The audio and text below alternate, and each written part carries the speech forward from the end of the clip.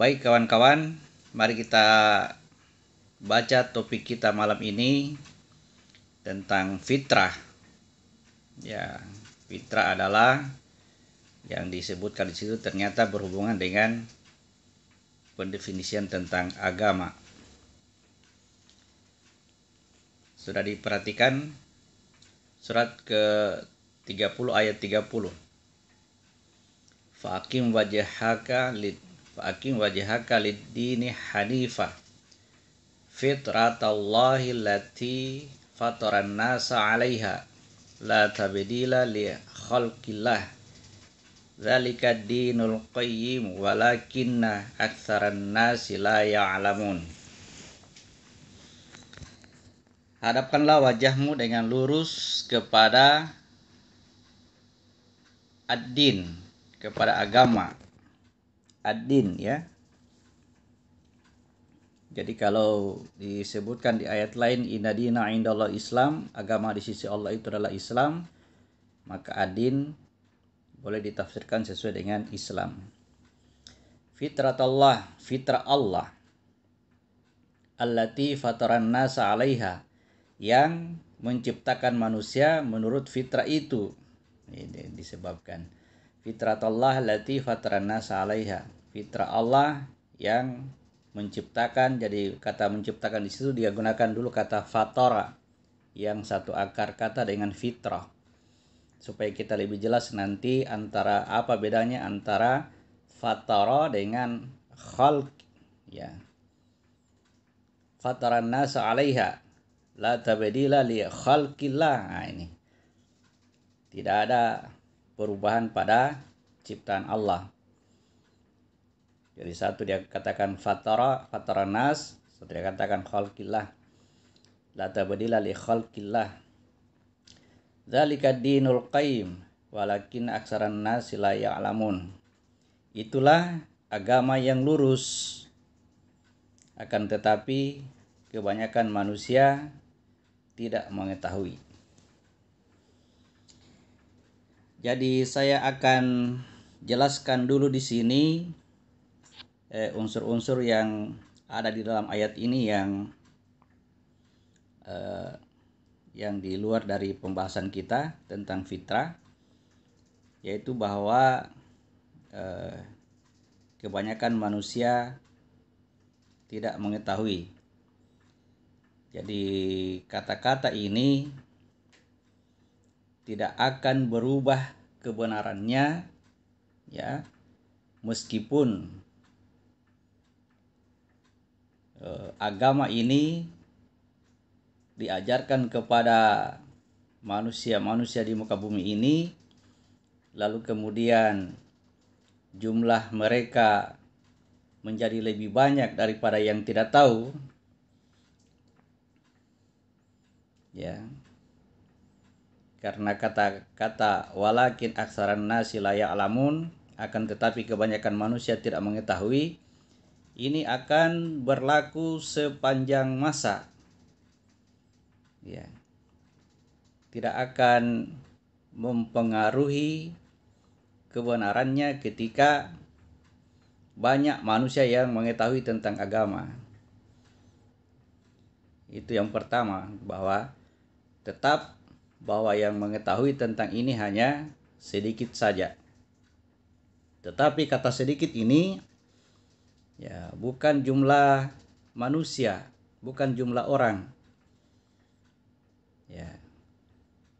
Jadi ketika ya ada di kelompok kajian, ketika membahas tentang ayat-ayat seperti ini dengan bahasa pembicara mengatakan hanya sedikit yang mengetahui, lalu keluar doa dari perkataan mereka, mudah-mudahan kita termasuk golongan yang sedikit. Ya, doa seperti ini tidak berasal dari ketidakpahaman atau ketidakmengertian tentang maksud dari kata hanya sedikit yang mengetahui. Maksud dari kalimat itu tidak dipahami, sehingga ya mereka beramai-ramai berdoa agar mereka termasuk golongan yang sedikit,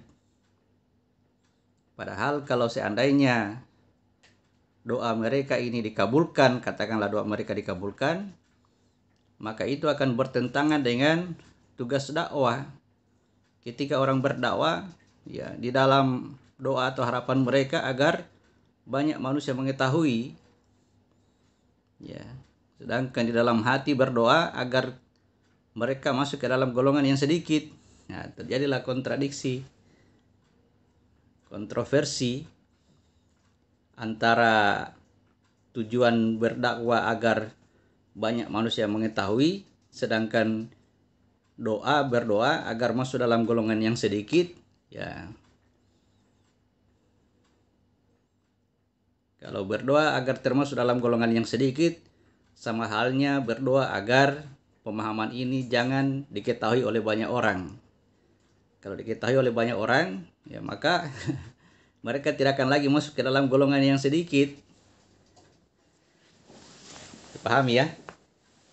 Kenapa seperti itu? Karena itu tadi ketidakpahaman tentang maksud dari kata hanya sedikit yang mengetahui. Jadi bagaimana maksud yang sebenarnya?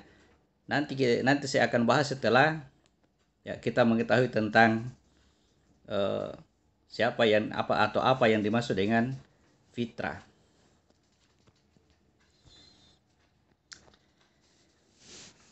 Fitrah ini juga ada yang mengartikan, jadi saya ambil dulu sebagai pembanding tentang paham-paham sebelumnya. Fitrah ini diartikan sebagai suci, ya. Padahal kata awalnya tadi itu fatara itu berkaitan dengan penciptaan. Ya. Fitrah diartikan sebagai suci.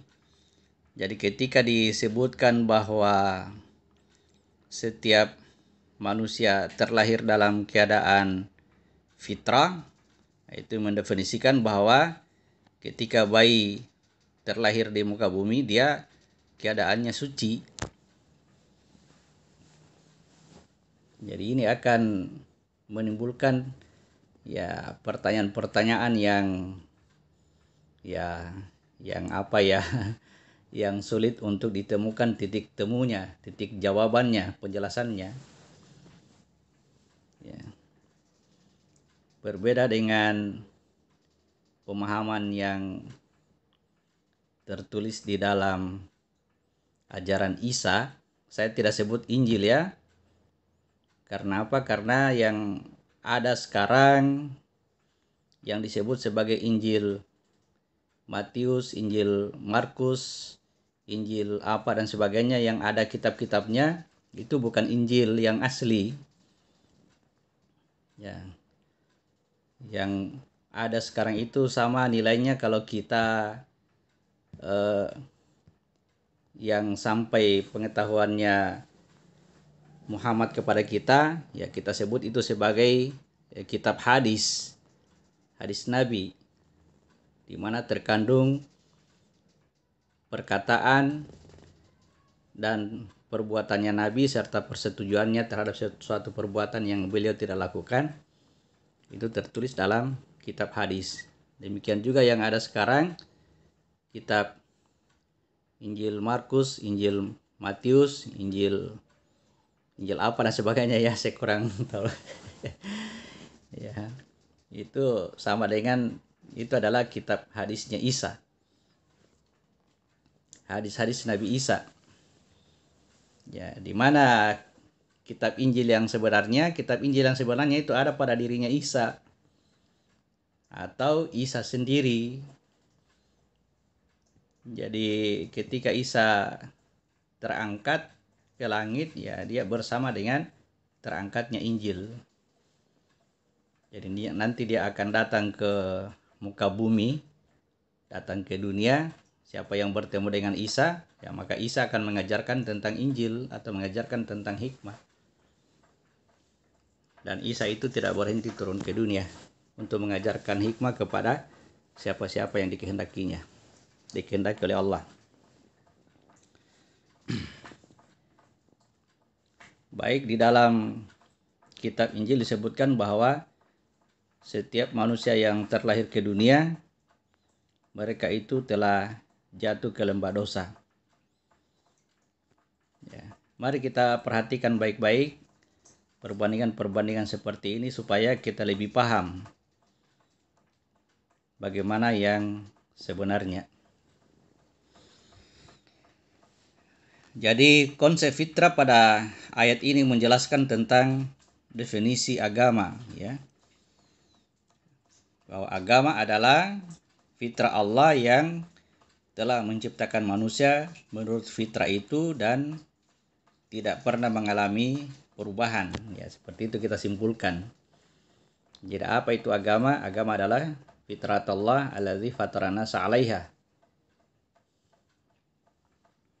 Fitrah Allah yang telah menciptakan manusia menurut fitrah itu dan tidak mengalami perubahan ketika Allah menciptakan manusia. Sekarang kita perhatikan penciptaan manusia. Kita kembali ke gambar kita di surah 4 ayat 1 ya. Supaya kita lihat rumus penciptaan manusia mulai kapan disebut sebagai fitrah atau ad-din. Kita perhatikan gambar. Perhatikan ini.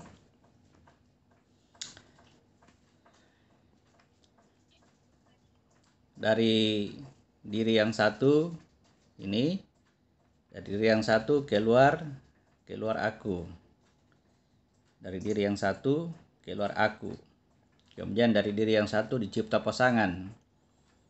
Cipta pasangan, lalu dengan keduanya tercipta semua yang berpasangan, saya bahasakan begitu ya. Lalu kemudian ada yang khusus pasangan kedua orang tua kita, ya. Kedua orang tua kita, ya, nanti pada proses yang dilakukan oleh kedua orang tua inilah ketika bertemu sperma dengan ovum, ya.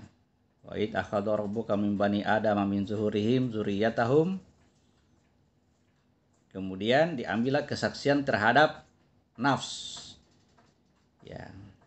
Kenapa seperti ini? Karena kedua orang tua ini sedang ya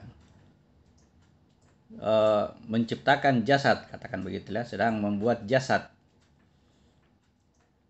Ya, terjadilah perjanjian antara Rob dengan ya dengan nafs, ya. Anfus itu berarti kumpulan dari nafs-nafs, ya.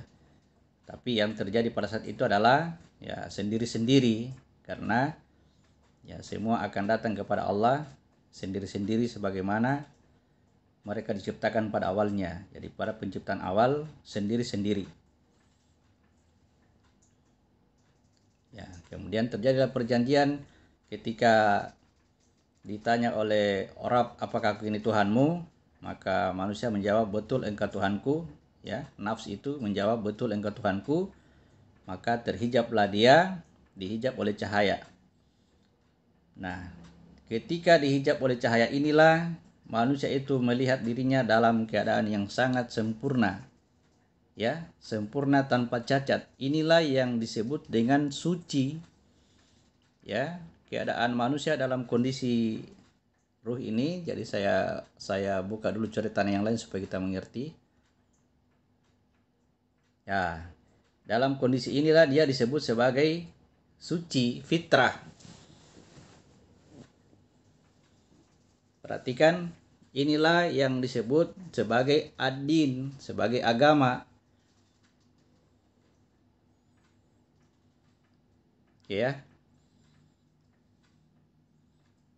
Inilah yang menurut ilmu tetangga kita, saya bahasakan begitu. Ilmu dari kitab-kitabnya Nabi Isa, ya. Ini yang disebut dengan gambar. Ya. Jadi apa bedanya fitrah dengan fataran nasa dengan khalqan nas atau khalqin nas? Saya kurang mengerti bahasa Arab. Dua-duanya menciptakan manusia, tetapi satu menggunakan fatir, satu menggunakan khalqi. Kalau fatir itu membuat ya tanda kutip dia membuat gambarnya. Sama ketika Allah mengatakan Fatiris samawati wal ard, itu artinya masih dalam perencanaannya, sudah ada gambarnya ya. Tetapi belum nyata, masih tersimpan di lauh mahfuz. Ya, kalau Fatiris samawati wal ard. Kalau ini fitrahnya manusia, ini ya sudah ada tetapi belum nyata. Ya, jadi dia dalam keadaan sempurna karena sudah ada pakaiannya atau sudah ada wadahnya. Dia melihat wadahnya itu sangat sangat sempurna, tidak ada cacat.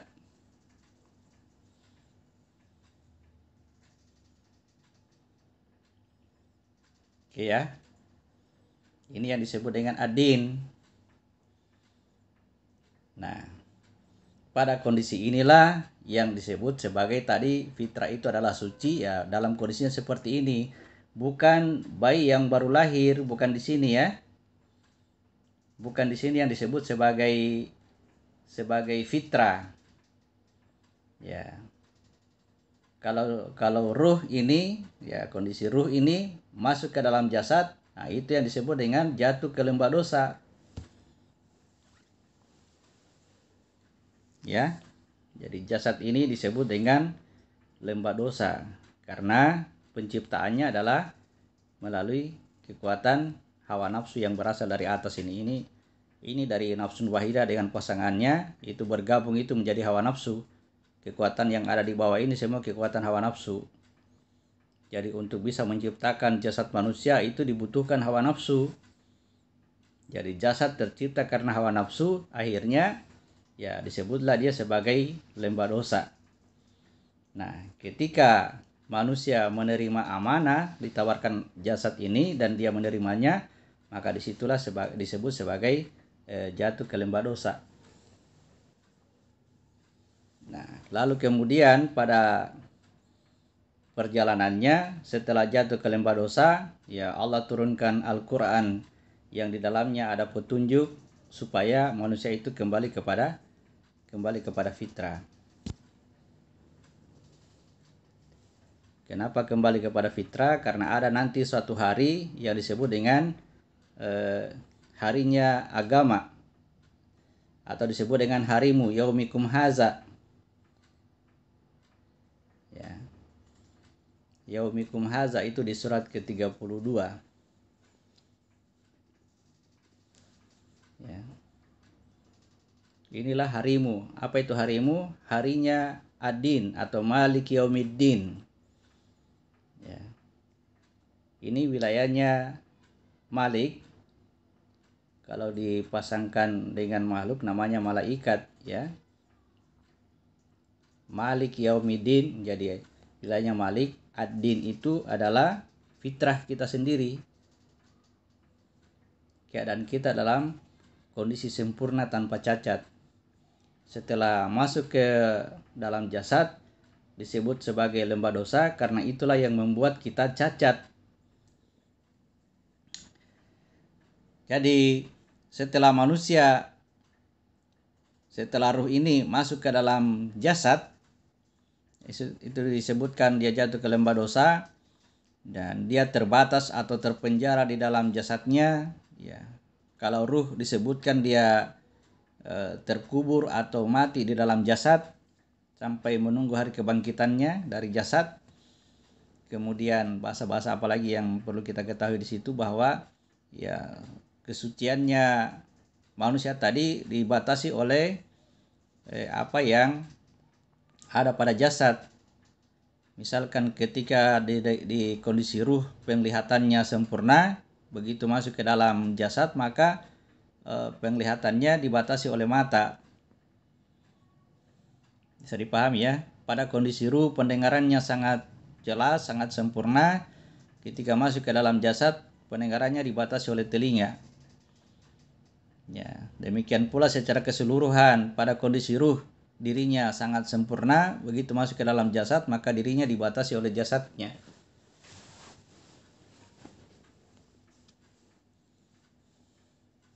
Oke. Jadi jatuh ke lembah dosa lalu kemudian diajarkanlah kepadanya melalui petunjuk firman atau petunjuk ruh, petunjuk Al-Quran sendiri, supaya manusia itu melakukan sesuatu agar bisa kembali kepada fitrahnya semula. Oke.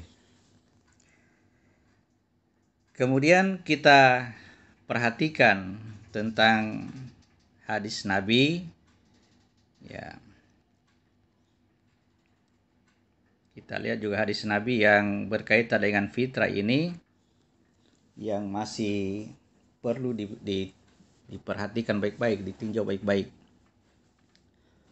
Karena apa? Karena ya kita ambil perbandingan, ya sebagai perbandingan, bahwa hadis ini ketika Nabi mengatakan setiap anak terlahir dalam keadaan fitrah, ya banyak yang menunjuk bahwa yang disebut fitrah itu tadi adalah di sini ketika seorang bayi telah dilahirkan oleh ibunya. Padahal yang sebenarnya adalah ya fitrah itu ada di wilayah ruh, di wilayah Isa.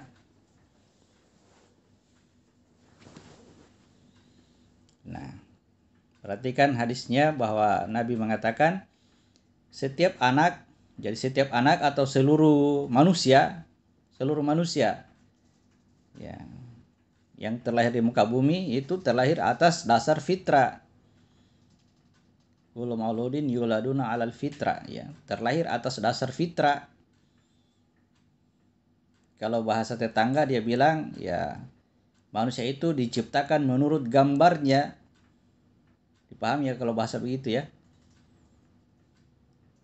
Manusia diciptakan di muka bumi ini menurut gambarnya. Ya, yang lebih hebat lagi kata-katanya adalah, saya katakan lebih hebat, karena Tuhan berkata, ya marilah kita menciptakan manusia menurut gambar kita. Wah itu kan itu sangat benar ya, sangat benar. Yang penting kita mengerti, kita pahami maksudnya ini apa. Jadi apa yang nyata di sini menurut ya dengan wajah seperti itu adalah gambar yang ada di atas. Hanya saja bedanya adalah yang di atas ini ruh ini suci, yang di sini sudah jatuh ke lembah dosa. Tetapi kalau dilihat wajahnya, antara wajah yang di bayi itu, manusia berjasad itu dengan roh itu sama. Karena seperti itulah gambarnya, gambar semula. Tetapi dalam hal ini ya mohon maaf kalau misalnya wajah ini terdapat cacat ketika lahir, misalkan dia buta atau telinganya tidak lengkap, atau hidungnya bagaimana, atau bibirnya sumbing dan sebagainya, ya itu bukan berarti bahwa di ruhnya itu seperti itu, tidak. Ruhnya itu lengkap, sempurna. Ya. Nanti di jasadnya itu ya itu yang cacat. Ya. Jadi setiap manusia terlahir dalam keadaan fitrah, itu maksudnya mengikuti rumus ad-din, rumus agama, ya. Bahwa dari mana fitrah? Dari nafsun wahidah, keluar dirinya, keluar aku itu adalah rahasia, lalu aku berjanji sehingga terhijab. Nah, itulah fitrah. Itulah fitrahnya, itulah sucinya manusia. Lalu kemudian dia menerima amanah berupa jasad, nah, maka itulah sekali lagi saya bahasakan, dia jatuh ke lembah dosa. Setiap anak terlahir dalam keadaan fitrah. Kemudian perkataan karena kedua orang tuanya. Karena kedua orang tuanya. Kata-kata Nabi ini pada saat beliau mengatakannya itu murni wahyu dari Allah. Kebenarannya mutlak, tidak perlu ditambah.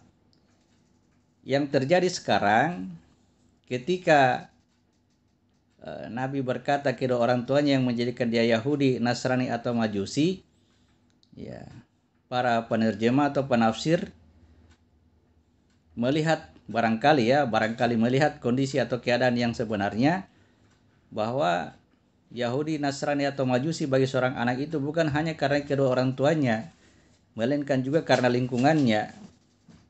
Akhirnya dalam tafsiran, ya, terjemahan ditambahlah ini hadis, karena kedua orang tuanya dalam kurung dan juga lingkungannya yang menjadikan dia Yahudi, Nasrani atau Majusi. Padahal penambahan seperti ini, ya, ini yang sama saja kita tambahkan dengan hawa nafsu, ya. Karena apa yang dikatakan oleh Nabi itu sudah benar. Ya, tetapi karena kita melihatnya sepertinya ada yang perlu ditambahkan, ya, maka masuklah hawa nafsu kita yang menjadikan, ya, ketika hadis itu ditambah dengan kata lingkungan, itu menjadikan maknanya sudah tidak tepat, nilai kebenarannya sudah tidak tepat, ya. Padahal seharusnya ketika Nabi mengatakan seperti itu sudah benar. Nah, lalu kemudian muncul pertanyaan, di mana hukum mutlaknya, hukum dasarnya bahwa perkataan Nabi tidak mungkin salah, bahwa memang yang menjadikan seorang anak itu menjadi Yahudi atau Nasrani atau Majusi itu adalah kedua orang tuanya. Itu tidak mungkin salah. Lalu kemudian akan muncul pertanyaan bagi orang-orang yang memikirkan. Ya, bagi orang-orang yang memikirkan dengan dasar tadi bahwa Nabi ini tidak mungkin salah. Ketika muncul pertanyaan, bagaimana kalau seorang anak yang terlahir lalu kedua orang tuanya meninggal? Siapa yang menjadikannya dia jadi Yahudi atau Nasrani atau Majusi? Nah, jadi kalau kita tidak memahaminya, akhirnya ditambahkanlah itu lingkungannya. Kalau dia terlahir dalam lingkungan Muslim, ya pasti dia Muslim. Kalau dia lahir dalam lingkungan yang non-Muslim, ya pasti non-Muslim. Kenapa seperti ini? Karena paham kita memang dari awal sudah keliru. Kita sudah membagi manusia ini jauh sebelumnya, kita sudah membagi dia sebagai Muslim dan non-Muslim. Padahal Nabi sangat jelas mengatakan bahwa setiap anak terlahir dalam keadaan fitrah. Setiap anak itu memiliki ad-din, dan ad-din yang dimaksud itu adalah Islam. Setiap manusia itu ada Islam di dalam dirinya. Jadi pertanyaannya, yang mana yang disebut dengan kedua orang tua itu tadi? Itu masalahnya. Jadi yang disebutkan dengan kedua orang tua adalah, ya, ini, perhatikan gambar ini, ya. Ini yang disebut dengan kedua orang tua yang mereka itu bekerja menghasilkan jasad, ya. Jadi yang disebut dengan kata kedua orang tua pada diri kita itu adalah jasad kita. Jasad kita inilah yang bisa menjadikan diri kita menjadi Yahudi atau Nasrani. Kenapa? Karena ketika kita menerima amanah, standar kita itu adalah kafir. Ketika kita menerima amanah dan masuk ke dalam jasad, maka kita disebut sebagai orang kafir. Kenapa disebut orang kafir? Karena jasad kita menyembunyikan al-haq di dalam diri kita. Jasad kita menyembunyikan kebenaran. Bisa dipahami, ya? Jadi kata kedua orang tua yang disebutkan dalam hadis itu adalah jasad kita. Jadi meskipun kedua orang tua kita meninggal, tetapi kita tetap memiliki jasad. Karena jasad itulah hasil dari kedua orang tua kita. Dan itulah yang akan menjadikan kita kafir, menjadi Yahudi, menjadi Nasrani, atau menjadi Majusi, dan sebagainya. Jadi permasalahannya adalah pada jasad kita. Oke. Jadi, ya, kembali kepada pembahasan kita di surat ke-30 ayat 30 tadi. Kenapa di situ dikatakan hanya sedikit yang mengetahui tentang ad-din, tentang agama ini. Nah, itu bukan jumlah manusia di muka bumi, ya. Perhatikan, saya urutkan jumlah yang terjadi ketika kita terlahir sebagai manusia berjasad.